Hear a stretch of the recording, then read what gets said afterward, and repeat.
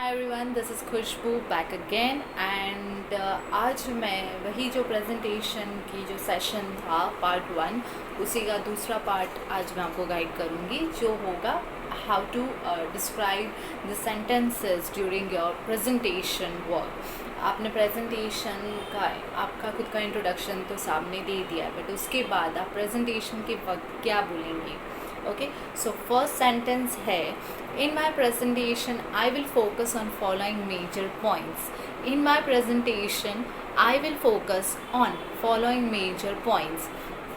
इसमें क्या होगा, इसमें इसका इस सेंटेंस का मतलब होता है कि ये जो प्रेजेंटेशन है उसमें ये सारे मेजर पॉइंट्स मैंने ध्यान में रखे। अब हमेशा हम पहले प्रेजेंटेशन में फर्स्ट पेज जो होता है, पहला प्रेजेंटिंग पेज होता है, उसमें हम मेजर पॉइंट्स लिखते हैं कि आगे मैं ये समझाऊंगा, ये समझाऊंगा, ये समझाऊंगा, उस तरीके से हम पॉइंट्स लिखते हैं। सो पहले प्रेजेंटेशन का जो पेज 1 होता है उसमें हम ये सेंटेंस बोल के गाइड करेंगे कि ये सारे पॉइंट्स को मैं आज ध्यान में रखने वाला हूँ।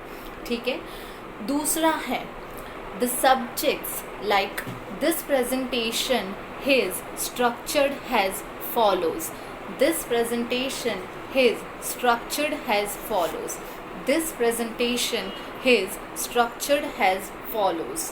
यानी कि ये जो प्रेजेंटेशन है, मैंने जो स्ट्रक्चर बनाया है वो इस मुताबिक है। आप ज़रा ध्यान रखिए कि ये स्ट्रक्चर इस मुताबिक है। ओके, सो वो हो गया दूसरा।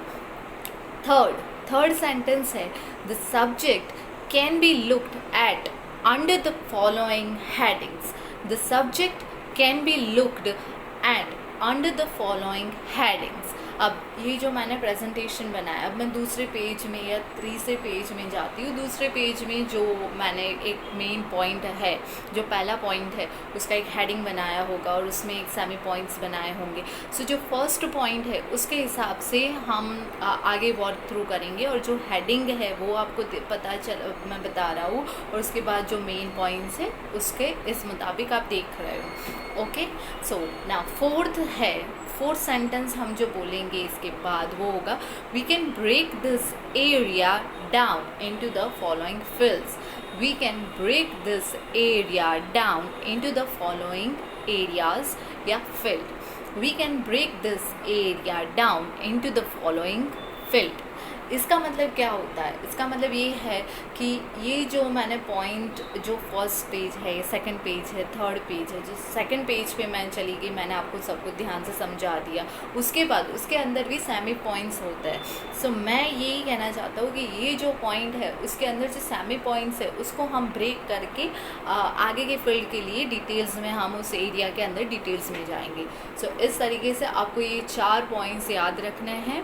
फर्स्ट है, in my presentation I will focus on following major points. दूसरा है, this presentation is structured as follows. तीसरा है, the subject can be looked at under the following headings.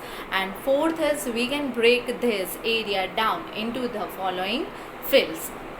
सो इस तरीके से प्रेजेंटेशन के दौरान आपको क्या बोलना है वो आपको पता चल गया।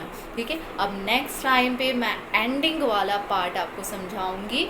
सो कनेक्ट रहिए मेरे साथ, और अगर कुछ हेल्पफुल रहता है, कुछ आपको कुछ भी प्रकार की कुछ भी इंग्लिश में गाइडेंस चाहिए तो प्लीज़ मुझे इनबॉक्स में मैसेज कीजिएगा या फिर कमेंट्स में मुझे मैसेज कीजिएगा। तब तक के लिए थैंक यू। जय श्री कृष्णा।